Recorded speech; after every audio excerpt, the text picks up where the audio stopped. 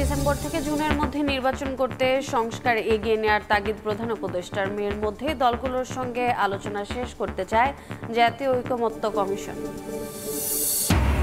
ঢাকা যেন তারের জঞ্জাল, বৈদ্যুতিক খুঁটি থেকে অলিগলি ঝুলছে সবখানে। রাজধানী হারাচ্ছে সৌন্দর্য, বাড়ছে দুর্ঘটনার ঝুঁকি। অন্যের ঘাড়ে দায় চাপাচ্ছেন দায়িত্বপ্রাপ্তরা। সিটি কর্পোরেশনকে ৪৫ কোটি থেকে বাড়িয়ে ১০০ কোটি টাকা পৌর কর দেবে চট্টগ্রাম বন্দর কর্তৃপক্ষ। বাড়তি অর্থ খরচ হবে শিক্ষা, স্বাস্থ্য ও নগরবাসীর বিনোদন খাতে। নতুন দেশ গড়ার বার্তা নিয়ে আসছে এবারের বৈশাখ। নববর্ষ বরণে চলছে শেষ মুহূর্তের প্রস্তুতি। রাজধানীর বিপণী বিতানগুলোতেও বাহারি পণ্যের পসরা, পাহাড়ে উৎসবের আমেজ।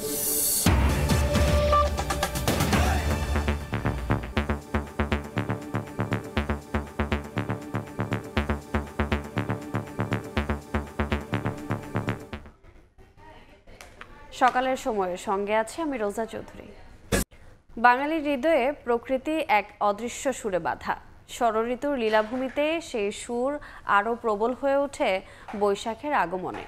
ঝড় বৃষ্টির দামামা বাজিয়ে বজ্রের গর্জনে কাঁপিয়ে বৈশাখ আসে এক নবজাগরণের প্রতীক হয়ে।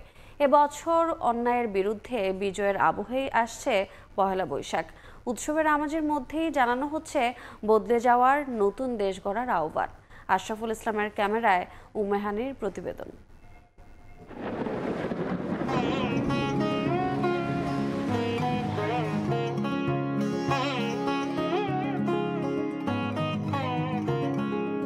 এ যেন প্রকৃতির সুরে বাঁধা এক নতুন প্রাণ। সে সুর বাজে কখনো মেঘে, কখনো রোদে, আবার কখনো ঝড় বৃষ্টির তালে। সেই চিরন্তন সুরে জেগে ওঠা নতুন এক অধ্যায় বৈশাখ।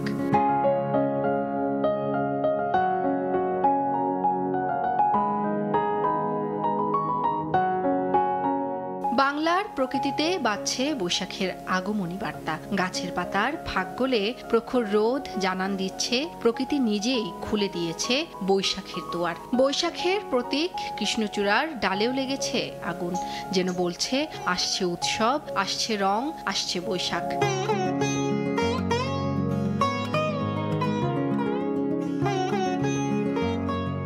বৈশাখে কেবল প্রকৃতি নয়, জেগে ওঠে বাঙালির হৃদয়। তাই তো রোদের দাবদাহ পিছু হটায় না বাংলার মা মাটির মানুষ, কৃষককেও। যাদের জন্য শুরু হয়েছিল নববর্ষের ধারা, তাদেরও বুকে জাগায় আশা ভরসার আলো।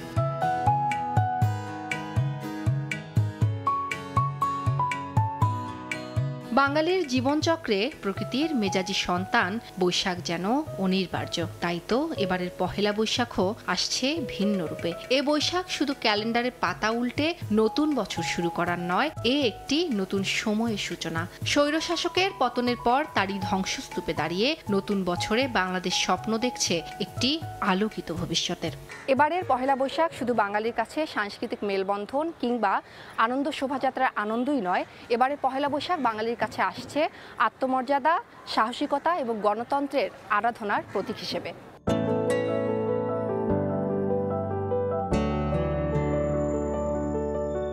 অন্যায়ের বিরুদ্ধে বিজয়ের আবহেই আসছে এবারের পহেলা বৈশাখ। চারদিকে উৎসবের রং, মুখে মুখে শুভেচ্ছা, কিন্তু এর মাঝে রয়েছে এক আশার বার্তা। সে বার্তা বদলে যাওয়ার নতুন দেশ গড়ে তোলার। গত বছরে পরিবর্তন আমাদের এসেছে, সেই পরিবর্তনটা সামগ্রিকভাবে আমাদের একটা উদযাপন আমাদের এই পহেলা বৈশাখের দিন হতে যাচ্ছে। এই বছর আমার প্রত্যাশা একটাই থাকবে, বাংলাদেশটা যাতে ভালো থাকে। দল মত নির্বিশেষে এটা হচ্ছে আমার সংস্কৃতি, আমাদের ঐতিহ্যগুলোকে রাজনীতির বাহিরে রাখতে হবে।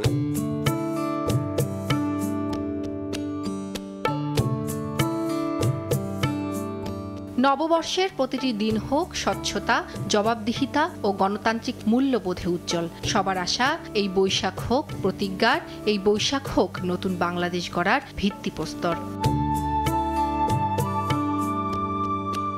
উম্মেহানি, সময় সংবাদ, ঢাকা।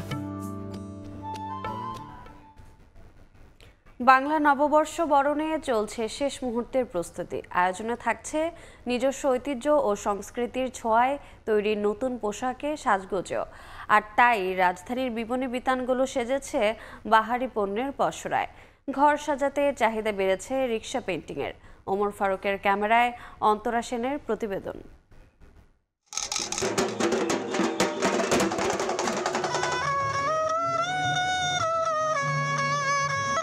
বাঙালিয়ানায় বাংলা বর্ষবরণে প্রস্তুত বাংলাদেশ।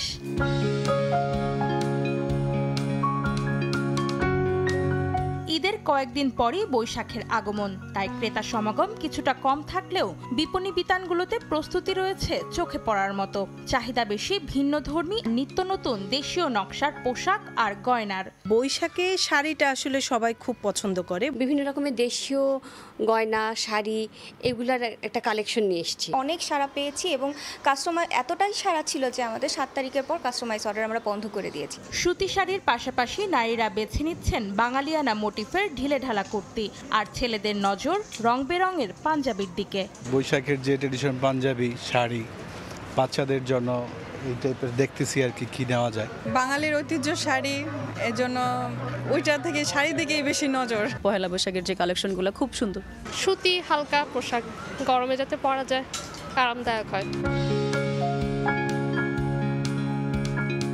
নতুন বছরে বাঙালিয়ানায় ঘর সাজাতেও পছন্দ করছেন অনেকে। রিক্সা পেইন্টিংয়ের নকশায় বাঁশ আর কাঠের তৈরি নান্দনিক শোপিস দেয়ালচিত্রকে প্রাধান্য দিচ্ছেন কেউ কেউ।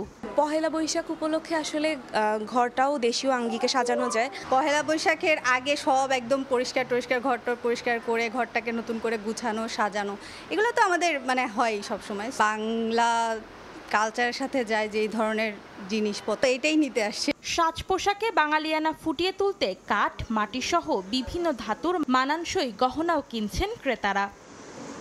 বাঙালির আবেগের আর আনন্দের একটি উৎসব পহেলা বৈশাখ। নিজেকে হারিয়ে নতুন করে খুঁজে পাওয়ার দিন এটি। আর তাই এই দিনকে ঘিরে চলনে বলনে পোশাকে আশাকে বাঙালিয়ানা ফুটিয়ে তোলার প্রয়াসই যেন সকলের। অন্তরা সেন, সময় সংবাদ, ঢাকা। পার্বত্য জেলায় বর্ণাঢ্য শোভাযাত্রার মধ্য দিয়ে শুরু হয়েছে মারমাদের ঐতিহ্যবাহী সংগ্রাহী উৎসব। পুরাতন বছরকে বিদায় আর নতুন বছরকে স্বাগত জানাতে মারমারা উদযাপন করে এই উৎসব। সে খবর জানাতে বান্দরবানের রাজার মাঠ থেকে সরাসরি যুক্ত হচ্ছেন সহকর্মী এনে জাকির। বর্ণাঢ্য শোভাযাত্রার মধ্য দিয়ে শুরু হয়েছে পার্বত্য জেলা বান্দরবানের মারমা সম্প্রদায়ের ঐতিহ্যবাহী সংগ্রাহী উৎসব। বর্ষবরণকে ঘিরে পাহাড়ের মারমা সম্প্রদায় এই উৎসব পালন করে থাকে। মূলত পুরাতন বছরকে বিদায় আর নতুন বছরকে স্বাগত জানাতে পাহাড়ের মারমারা এই উৎসব পালন করে থাকে। প্রতি বছর 13 এপ্রিল মারমারা এই বর্ণাঢ্য শোভাযাত্রার মাধ্যমে তাদের এই সংগ্রাহী উৎসবের শুভ সূচনা করে। এই প্রতি বছরের ন্যায় এবারও কিন্তু 13 এপ্রিল এই র্যালির মাধ্যমে কিন্তু মারমাদের সংগ্রাহী উৎসবের শুভ সূচনা হয়েছে। মূলত এটি মারমাদের প্রধান সামাজিক উৎসব হলেও পাহাড়ের যে অন্যান্য সম্প্রদায় রয়েছে, বিশেষ করে চাকমা, তঞ্চঙ্গা, ত্রিপুরা, খেয়াং, খুমি, পাংকুয়া, লুসাই সহ পাহাড়ের যে অন্যান্য 11টি নিগোষ্ঠী রয়েছে, তারা সবাই কিন্তু মারমাদের এই সংগ্রাহী উৎসবে অংশগ্রহণ করেছে। এবং শুধু পাহাড়ি নয়, বাঙালিরাও কিন্তু এই র্যালিতে অংশগ্রহণ করেছে। এই র্যালির মাধ্যমে তারা জানান দিচ্ছে পাহাড়ে যে নতুন বছর আসছে, যে পুরাতন বছরকে তারা বিদায় জানাচ্ছে এবং নতুন বছরকে তারা স্বাগত জানাচ্ছে। পুরাতন বছরের সব গ্লানি মুছে তারা যাতে সামনের নতুন বছরে সবাই মিলেমিশে একত্রে সকল ধর্মের সকল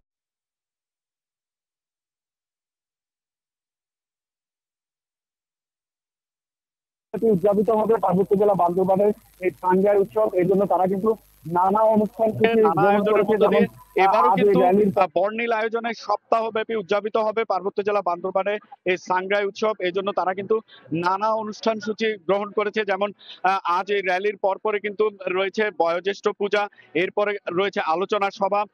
এর মধ্য দিয়ে আজকের মতো অনুষ্ঠান শেষ হলেও আগামীকাল কিন্তু রয়েছে স্থানীয় রাজার মাঠে ঐতিহ্যবাহী লোকজ মেলা এবং 4 দিন ব্যাপী চলবে এই লোকজ মেলা। বিশেষ করে মারমাদের এই সংগ্রাহী উৎসবের প্রধান যে আকর্ষণটি আসলে পানি উৎসব বা জলকেলি।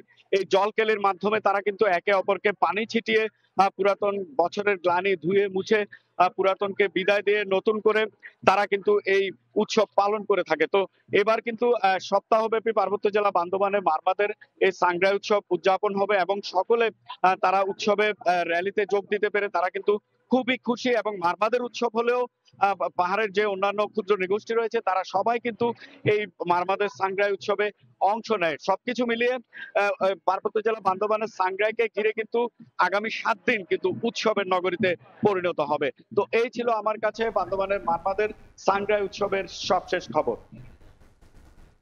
সাংগ্রাই উৎসবের খবর জানতে সরাসরি যুক্ত ছিলাম বান্দরবানে। বসন্তে নানা রঙের ফুলে সেজেছে আয়ারল্যান্ডের প্রকৃতি।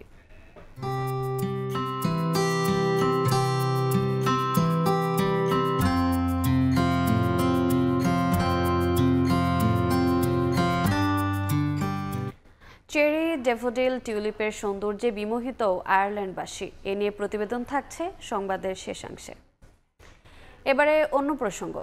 ডিসেম্বর থেকে আগামী জুনের মধ্যে জাতীয় নির্বাচন করতে সংস্কার এগিয়ে নেয়ার তাগিদ দিয়েছেন প্রধান উপদেষ্টা অধ্যাপক মোহাম্মদ ইউনূস। শনিবার বিকেলে যমুনায় ঐকমত্য কমিশনের 2 সদস্যের সঙ্গে বৈঠকে এ তাগিদ দেন তিনি।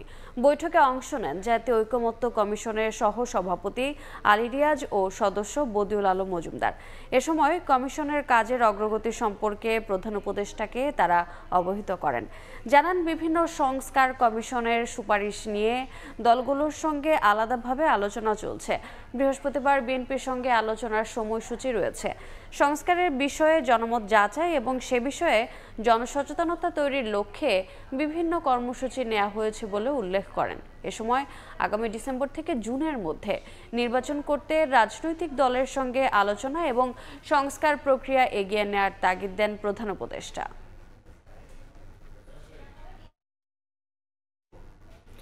মে মাসের মধ্যেই রাজনৈতিক দলগুলোর সঙ্গে প্রাথমিক পর্যায়ের আলোচনা শেষ হবে বলে জানিয়েছেন জাতীয় ঐকমত্য কমিশনের সহ-সভাপতি আলী রিয়াজ। শনিবার জাতীয় সংসদের এলডি হলে ঐকমত্য কমিশনের সঙ্গে বৈঠক করে জাকের পার্টি ও বাংলাদেশ জাসদের প্রতিনিধি দল।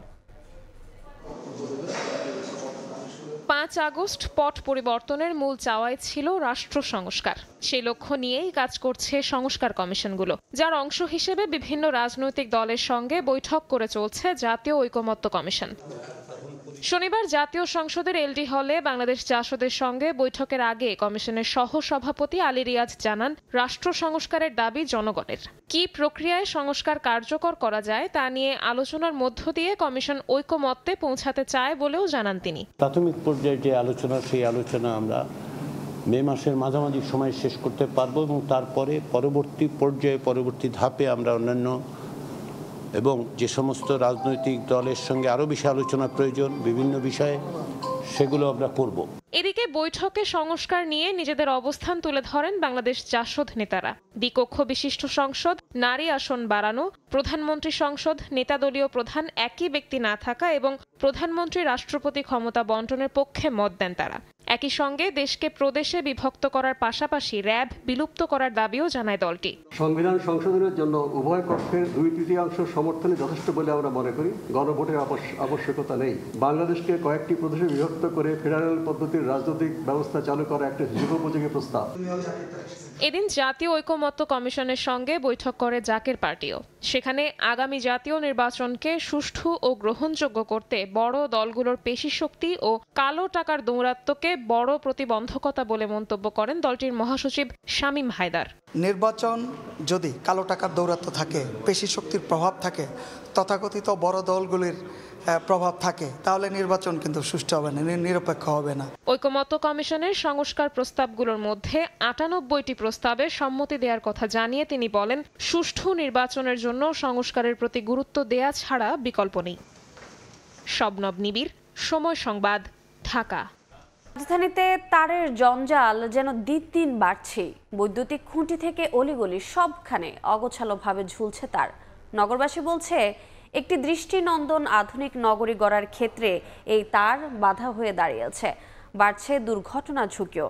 এমন অবস্থার জন্য দায়িত্বপ্রাপ্তরা দায় চাপাচ্ছেন একে অন্যের ঘাড়ে।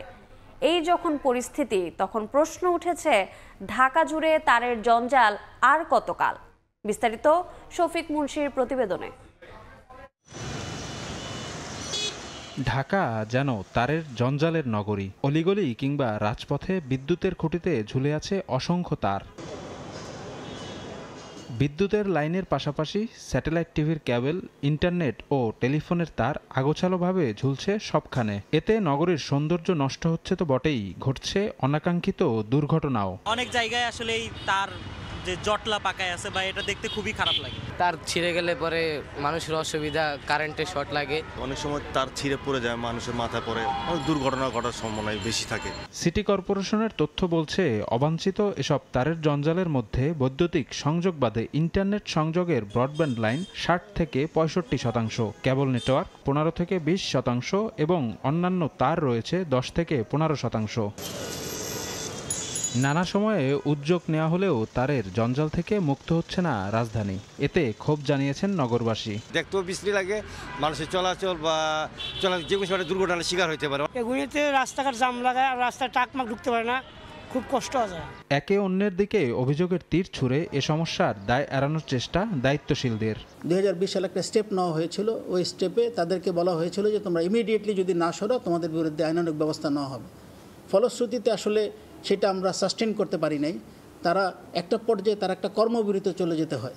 কর্মবিরতিতে যাওয়ার ফলে কী হয়েছে, আমাদের নাগরিকরা আমাদের ইন্টারনেট ডিশ সেবা থেকে কিছুক্ষণের জন্য হলো এটা বঞ্চিত হয়েছে। বিটিআরসি বা গভর্নমেন্ট আমাকে লাইসেন্স দিয়েছে প্রায় 3000-এর মতো। এখন 3000 লাইসেন্স সেটা ওভারহেড দিয়ে যাবে না আন্ডারগ্রাউন্ড দিয়ে যাবে, এটা আমাকে কিন্তু বলে দেয়া নেই। 100 কোম্পানি বা 200 কোম্পানি একটা নেটওয়ার্কের মাধ্যমে যে সেবাটা দিতে পারবো, তার জন্য বিটিআরসির একটা অনুমোদন সাপেক্ষে আমরা এই কেবলগুলো নামাতে পারি।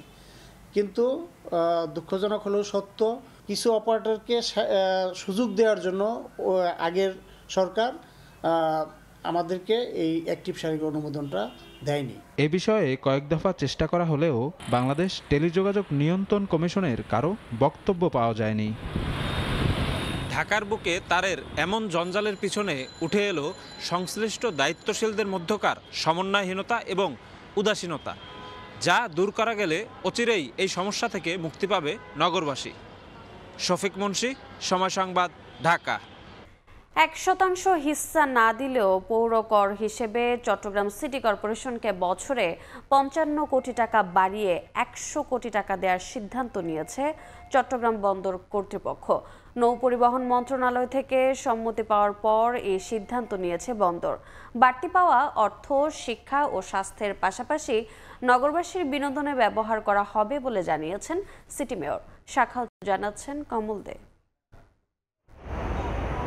চট্টগ্রাম সিটি কর্পোরেশনকে পৌরকর হিসেবে আপাতত 100 কোটি টাকা দিতে বন্দরকে নির্দেশনা দিয়ে চিঠি পাঠিয়েছে নৌ পরিবহন মন্ত্রণালয়। অবশ্য বন্দরের পক্ষ থেকেই চিঠি দিয়ে এই টাকা দিতে মন্ত্রণালয়ের অনুমতি চাওয়া হয়েছিল। চট্টগ্রাম বন্দরের আয় থেকে 1% হিস্সার পাশাপাশি 1,40,77,000 বর্গফুট স্থাপনার জন্য বার্ষিক 160 কোটি টাকা পৌরকর দাবি করে প্রথমেই চিঠি দিয়েছিল সিটি কর্পোরেশন। সিটি কর্পোরেশনের একটা দাবির প্রেক্ষিতে ওরা প্রায় 115 কোটি টাকা আমাদের কাছে চেয়েছে। মন্ত্রণালয় থেকে অনুমতি পেয়েছি, তো এটা সহসায় আমরা আমাদের বোর্ডের সিদ্ধান্তক্রমে আমরা 100 কোটি টাকা পে করব। চলতি অর্থ বছরের ফেব্রুয়ারি পর্যন্ত সরকারি বেসরকারি হোল্ডিং মিলিয়ে মাত্র 154 কোটি 86 লাখ টাকা পৌরকর আদায় করেছে চট্টগ্রাম সিটি কর্পোরেশন। অথচ 2024-25 অর্থ বছরে সিটি কর্পোরেশনের বাজেট হয়েছে 1981 কোটি টাকার। প্রতি অর্থ বছরে প্রায় 1000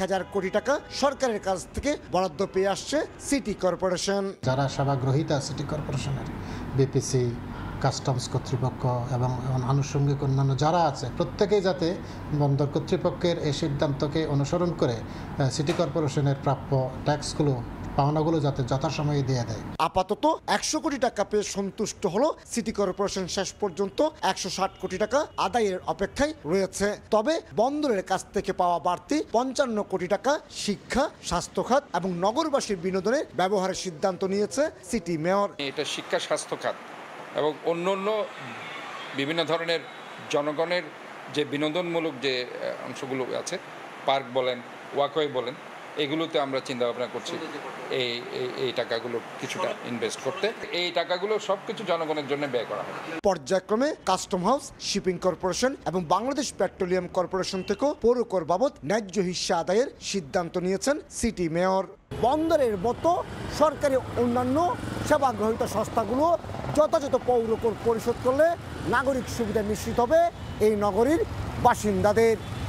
কমল দে, সময় সংবাদ, চট্টগ্রাম। পহেলা বৈশাখে খাদ্য তালিকার অন্যতম অনুষঙ্গ ইলিশের দাম আকাশ ছোঁয়া। একদিকে অনাবৃষ্টির কারণে সমুদ্রে মাছ কম, অন্যদিকে দেশের 6টি অভয়াশ্রমে ইলিশ ধরায় চলছে নিষেধাজ্ঞা। এতে পহেলা বৈশাখের পান্তা ইলিশের ঐতিহ্যে পড়ছে ভাটা। বিস্তারিত শিকদার জাবির হোসেনের রিপোর্টে, ক্যামেরায় ছিলেন তৌকিব পেদা। বাঙালির প্রাণের উৎসব পহেলা বৈশাখ। এই দিনে পান্তা ইলিশ যেন রীতি হয়ে দাঁড়িয়েছে, কিন্তু এবারের বৈশাখের বাজারে মিলছে না সেই কাঙ্ক্ষিত ইলিশ। যে অল্প কিছু ইলিশ মিলছে তারও দাম সাধারণ ক্রেতার নাগালের বাইরে। যে মাছটা আগে ছিল 800-900 টাকা কেজি, এখন এই মাছটা 2000-2100 টাকা কেজি বর্তমানে চলতেছে, তাও পাইতেছি না। ইলিশ দুই একটা থাকলেও মনে করেন অনেক দাম। কিভাবে উৎসব হবে? মাছ না থাকলে উৎসব পহেলা বৈশাখ কিভাবে হবে? জেলেরা বলছেন অনাবৃষ্টির কারণে সমুদ্রে মাছ নেই, তার উপর দেশের 6টি অভয়াশ্রমে ইলিশ ধরায় চলছে নিষেধাজ্ঞা। ফলে ইলিশের প্রধান উৎস নদীগুলো এখন নিস্তব্ধ। যে তাপমাত্রা, এর কারণেও হয়তো মাছটা পাইতেছি না আমরা। বৃষ্টি কমে লেগে ইলিশ মাছটা মায়ের কম পড়ে। এ কারণে মৎস্য অবতরণ কেন্দ্রগুলোতেও এখন ইলিশের সরবরাহ অনেক কম, অথচ বৈশাখ ঘিরে বাজারে চাহিদা তুঙ্গে। এর প্রভাব পড়েছে ইলিশের দামে। 2500-2600 টাকা কেজি এখানে কিনা পড়ে কেজি সাইজটা, আর 800-700 এই মাছ আমি নিজেই কিনছি 80,000 টাকা মন। মাছ টুকটাক কিছু আসে, বেশি দামে কিনতে হয়, আবার বেশি দামে বিক্রি করতে হয়। পটুয়াখালীর আলিপুর ও মহিপুর মৎস্য অবতরণ কেন্দ্রের পাইকারি বাজারে 1 কেজি ওজনের ইলিশ প্রতি কেজি 2500 টাকা, 1.5 কেজির মাছ 3500 টাকা এবং কেজির নিচে অর্থাৎ 800 থেকে 900 গ্রামের ইলিশ 2000 টাকা। পহেলা বৈশাখ মানেই পান্তা ইলিশের উৎসব, কিন্তু এই পরিস্থিতিতে এ স্বাদ যেন অনেকের কাছে কেবলই কল্পনা। বাজারে চাহিদা থাকলেও সরবরাহে টান, তাই এবার পান্তা ইলিশ যেন কেবলই বিলাসিতা ছাড়া আর কিছুই না। শিকদার জাবির হোসেন, সময় সংবাদ, পটুয়াখালী। নেত্রকোনার সীমান্তবর্তী পাহাড়ি এলাকায় দেখা দিয়েছে বিশুদ্ধ পানির তীব্র সংকট। অধিকাংশ স্থানে নেই নলকূপ, আর অল্প যে কটি আছে গ্রীষ্মকালে সেগুলো দিয়ে পানি ওঠে না। একমাত্র ভরসা পাহাড়ি ঝর্ণা। সেখান থেকে পানি সংগ্রহ করে বাসিন্দারা আক্রান্ত হচ্ছেন নানা রোগে। বর্ষায় পাহাড়ি ঢলে দূষণ বেড়ে যায় ঝর্ণার পানিতে। স্থানীয়দের অভিযোগ, গভীর নলকূপ স্থাপনের পরিকল্পনা কাগজে কলমে নেওয়া হলেও হয় না বাস্তবায়ন। আবু সুফিয়ানের তোলা ছবিতে আলপনা বেগমের রিপোর্ট।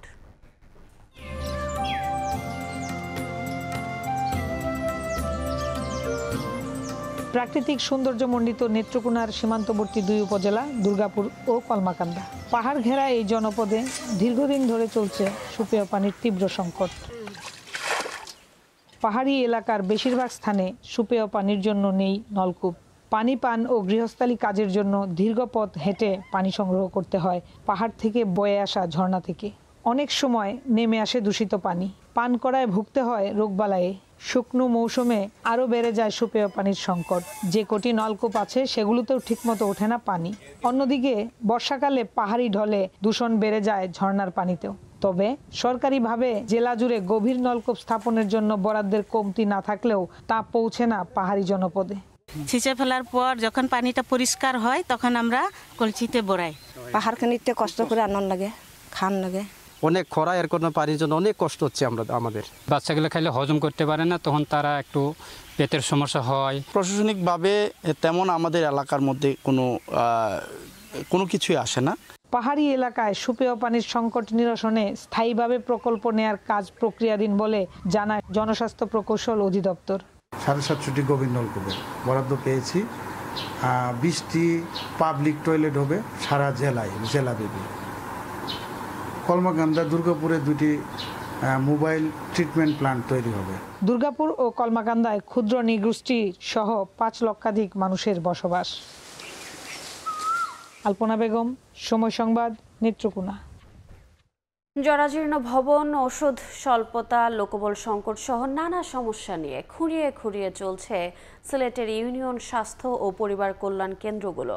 6 মাস ধরে ঔষধ ও পরিবার পরিকল্পনার সামগ্রী সরবরাহ না থাকায় সেবা থেকে বঞ্চিত প্রান্তিক জনগোষ্ঠী। নৌশাদ আহমদ চৌধুরীর ছবিতে বিস্তারিত ইকরামুল কবিরের রিপোর্টে। যে সময় সেবা নিতে আসা নানা বয়সী রোগীদের ভিড় লেগে থাকার কথা, সেই সময় শুনশান নীরবতা সিলেটের দক্ষিণ সুরমা উপজেলার কুচাই ইউনিয়ন স্বাস্থ্য ও পরিবার কল্যাণ কেন্দ্রে। একই সময় একই চিত্র অন্য স্বাস্থ্য কেন্দ্রের। গত 6 মাস ধরে সিলেটের ইউনিয়ন স্বাস্থ্য ও পরিবার কল্যাণ কেন্দ্রগুলোতে সরবরাহ বন্ধ ওষুধ এবং পরিবার পরিকল্পনা সামগ্রী।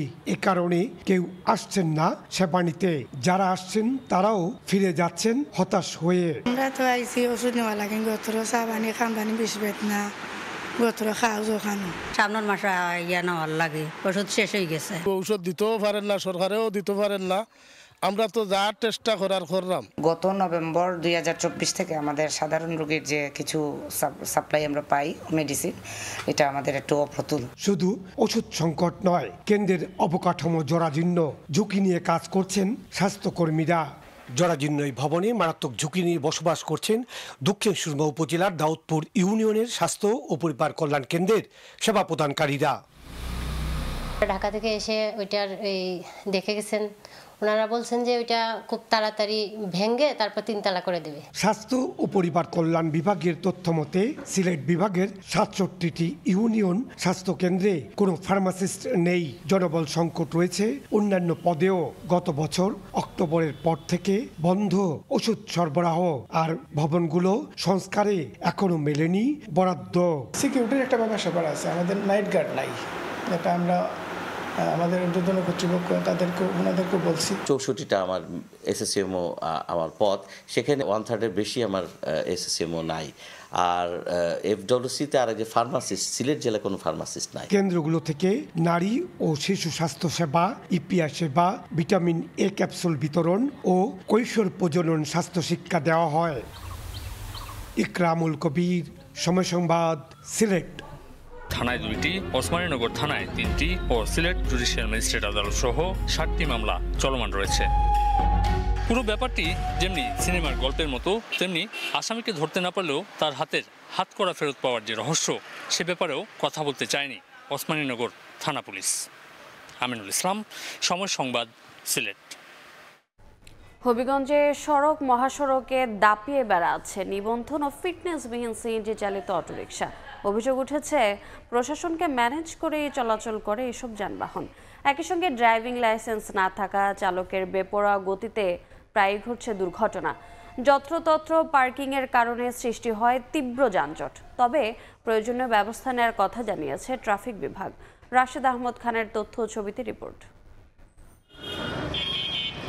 হবিগঞ্জের সড়কে চলাচল করে হাজার হাজার সিএনজি চালিত অটোরিকশা। অধিকাংশ অটোরিকশার নেই নিবন্ধন ও ফিটনেস। অভিযোগ উঠেছে অসাধু কর্মকর্তাদের ম্যানেজ করে জেলা জুড়ে দাপিয়ে বেড়াচ্ছে এসব যানবাহন। এমনকি উচ্চ আদালতের রায়কে উপেক্ষা করে চলছে মহাসড়কেও। অনেক চালকের নেই ড্রাইভিং লাইসেন্স। অদক্ষ চালকদের বেপরোয়া গতির কারণে প্রায়ই ঘটছে দুর্ঘটনা। নিয়ম না মেনে যত্রতত্র অটোরিকশা পার্কিং করায় তৈরি হয় তীব্র যানজট। ভোগান্তিতে পড়তে হয় স্থানীয়দের। এগুলোর জন্য বেশি অ্যাক্সিডেন্ট হইতেছে, নিঃশ্বাস ফেলতে পারে না, গাড়ি এদিকে যাও এদিকে যাও। বেপরোয়া চলাফেরার কারণে অ্যাক্সিডেন্টও বেশি হইতেছে। নিবন্ধন ও ফিটনেসবিহীন যানবাহনের বিরুদ্ধে ব্যবস্থা নেওয়ার কথা জানিয়েছে ট্রাফিক বিভাগ। যে গাড়িগুলো রেজিস্ট্রেশন মেয়াদ শেষ হয়ে গেছে, ফিটনেসের মেয়াদ শেষ হয়ে গেছে, সেই গাড়িগুলো ধরে আমরা প্রতিনিয়ত মামলা দিচ্ছি। আর যে গাড়িগুলোর কাগজপত্র সঙ্গে নাই সেগুলো আমরা এখানে আটক করতেছি, এবং আটক করার সঙ্গে সঙ্গে আমরা সেগুলোকে জরিমানা করে এখান থেকে আমরা তাদেরকে ছেড়ে দিচ্ছি। ট্রাফিক বিভাগের তথ্য মতে হবিগঞ্জে বৈধ অবৈধ মিলিয়ে অন্তত 30,000 সিএনজি চালিত অটোরিকশা চলাচল করে। সময় সংবাদ, হবিগঞ্জ। সকালের সময় নারী বিশ্বকাপ কোয়ালিফায়ারে নিজেদের দ্বিতীয় ম্যাচে আয়ারল্যান্ডের মুখোমুখি হবে বাংলাদেশ নারী দল। প্রথম ম্যাচে রেকর্ড জয়ের দারুণ ছন্দে আছে টাইগ্রাস। আইরিশ নারীদের বিপক্ষেও জয় পেতে আত্মবিশ্বাসী নিগার সুলতানা জ্যোতির দল। গাদ্দাফি স্টেডিয়ামে ম্যাচটি মাঠে গড়াবে বাংলাদেশ সময় বিকেল 3টায়। ব্যাট বলে দাপুটে পারফরমেন্স যাকে বলে, তাই দেখিয়েছে বাংলাদেশ নারী ক্রিকেট দল। বিশ্বকাপ কোয়ালিফায়ারের প্রথম ম্যাচে থাইল্যান্ডের বিপক্ষে 178 রানে জয় তুলে নেয় টাইগ্রেসরা, যেখানে অধিনায়ক নিগার সুলতানা জ্যোতির প্রথম সেঞ্চুরির সঙ্গে ছিল ফাহিমা খাতুন ও জান্নাতুল ফেরদৌসের 5 এমন জয়ের পর নির্ভর টিম টাইগ্রেস শিবির যদি কিন্তু না রেখে বিশ্বকাপের মূল পর্বে জায়গা নিশ্চিত করতে হলে অবশ্য বাংলাদেশকে জিততে হবে আরও 3 ম্যাচ। তাই এখনই স্বস্তিতে থাকতে পারছে না সারোয়ার ইমরান শিষ্যরা। নিজেদের দ্বিতীয় ম্যাচে প্রতিপক্ষ আয়ারল্যান্ড। ওয়ানডে ফরম্যাটে 2 দল মুখোমুখি হয়েছে 5 ম্যাচে, যার সবকটিতেই জয় নিয়ে ফিরেছে জ্যোতিরা। এই ম্যাচেও পরিষ্কার ফেভারিট লাল সবুজের প্রতিনিধিরা। র্যাঙ্কিংয়েও 4 ধাপ এগিয়ে বাংলাদেশ। জ্যোতিরা আছে 6 নম্বরে আর আইরিশদের অবস্থান 11তে। গেল ম্যাচে ইসমা তানজিম ছাড়া রান পেয়েছেন বাকিরা। তার জন্য এই ম্যাচে চ্যালেঞ্জ থাকবে রানে ফেরার। টাইগ্রেসদের হয়ে প্রথম সেঞ্চুরিয়ান ফারজানা হক গেল ম্যাচে দেখা পেয়েছেন 50-র। সবচেয়ে আশার ব্যাপার অধিনায়ক নিগার সুলতানা জ্যোতির উড়ন্ত সেঞ্চুরি। 126 স্ট্রাইক রেটে ব্যাট করেছেন টাইগ্রেস অধিনায়ক। 80 বলে করেছেন 101। ব্যাট হাতে অন্যতম ভরসা রাখছেন অভিজ্ঞ শারমিন আক্তার সুপ্তাও। অপরাজিত ছিলেন 94 রানে। আয়ারল্যান্ডের বিপক্ষেও তাদের উপর থাকবে গুরু দায়িত্ব। তাছাড়া বল হাতেও রেকর্ড গড়েছেন ফাহিমা ও জান্নাতুল। 2 স্পিনার নিয়েছেন 5 উইকেট করে। আইরিশদের বিপক্ষে বল হাতে দায়িত্ব থাকবে তাদের উপরও। তাছাড়া পেসার মারুফার সঙ্গে নাহিদাও দেখাচ্ছেন ছন্দ। গুরুত্বপূর্ণ ম্যাচে আইরিশদের হালকাভাবে নেয়ার সুযোগ নেই। রানের মধ্যে আছে গ্যারি লুইস এবং অ্যামি হান্টার। টাইগ্রেস বোলারদের চ্যালেঞ্জ জানাতে প্রস্তুত তারাও। একই সঙ্গে বোলিংয়ে আছেন ওরলা ও মাগুয়ের। এখন দেখার বিষয় জ্যোতি বাহিনী জয়ের ধারা অব্যাহত রাখতে পারে কিনা। তারেক হাসান শিমুল, সময় সংবাদ। আয়ারল্যান্ডে এখন শুধুই ফুলের সমারোহ। বিভিন্ন জাতের ফুলে প্রকৃতি যেন সেজেছে নতুন রূপে। বাহারি সব ফুলের মাঝেও চেরি, ডেফোডিল, টিউলিপই যেন রাজত্ব করছে প্রকৃতিতে। প্রবাসী বাংলাদেশিরাও এমন দিনগুলো দারুণ উপভোগ করছেন। আয়ারল্যান্ড থেকে সৈয়দ জুয়েলের রিপোর্ট।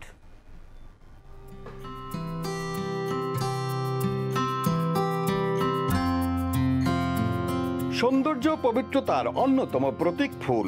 ঘর সাজানো থেকে শুরু করে প্রিয়জনকে উপহার সবকিছুতেই এর সমান কদর। বাহারি সব ফুলের কোনোটির রয়েছে মোহনীয় গন্ধ, আবার কোনোটির সৌন্দর্যের জুড়ি মেলা ভার। আয়ারল্যান্ডের রাস্তাঘাটে দেখা মিলছে বিভিন্ন জাতের ফুলের। এর মধ্যে বিভিন্ন জাতের ড্যাফোডিল, সাদা গোলাপি চেরি, নানা রঙের টিউলিপ ও গোলাপই যেন রাজত্ব করছে। হাজারো ফুলের সুবাসে মাতোয়ারা বাতাসই জানান দেয় দেশটিতে চলছে ঋতুরাজ বসন্তের রাজত্ব। প্রকৃতির এই অসাধারণ রূপ উপভোগ করতে তাই বিভিন্ন জায়গায় দেখা মেলে ফুলপ্রেমীদের। আয়ারল্যান্ডের রাস্তায়, পথে ঘাটে, বাসার সামনে, অফিসে, যে কোনো জায়গাতেই দেখা যায় এরকমের রং বেরঙের হাজারো ফুলের সমারোহ। এই ফুল খুব সুন্দর, বসন্তের দেখার মতন। দেখেন সবাই এনজয় করতেছে, আমিও এনজয় করতেছি, আপনারা এনজয় করেন। দোল খাওয়া ফুলেদের গড়াগড়ি দেখতে এক কাউন্টি থেকে আরেক কাউন্টিতেও ভ্রমণে যান অনেক প্রবাসী বাংলাদেশি। বসন্তের এখন টকবগে ভরা যৌবন। বাহারি ফুলের কলতানে মুখর এখন প্রকৃতি। এজন্য রূপ রাজত্বের শৈল্পিক রানীদের উপচে পড়া রূপ। এরূপ থাকুক আরো কিছুদিন। সৈয়দ জুয়েল, সময় সংবাদ, আয়ারল্যান্ড। সকালের সময়ের শীর্ষ সংবাদগুলো জানিয়ে দিচ্ছি আরেকবার। ডিসেম্বর থেকে জুনের মধ্যে নির্বাচন করতে সংস্কার এগিয়ে নেওয়ার তাগিদ প্রধান উপদেষ্টার। মের মধ্যেই দলগুলোর সঙ্গে আলোচনা শেষ করতে চায় জাতীয় ঐকমত্য কমিশন। ঢাকা যেন তারের জঞ্জাল। বৈদ্যুতিক খুঁটি থেকে অলিগলি ঝুলছে সবখানে। রাজধানী হারাচ্ছে সৌন্দর্য, বাড়ছে দুর্ঘটনার ঝুঁকি। অন্যের ঘাড়ে দায় চাপাচ্ছেন দায়িত্বপ্রাপ্তরা। এবং নতুন দেশ গড়ার বার্তা নিয়ে আসছে এবারের বৈশাখ। বর্ষবরণে চলছে শেষ মুহূর্তের প্রস্তুতি। রাজধানীর বিপণী বিতানগুলোতেও বাহারি পণ্যের পসরা, পাহাড়ে উৎসবের আমেজ।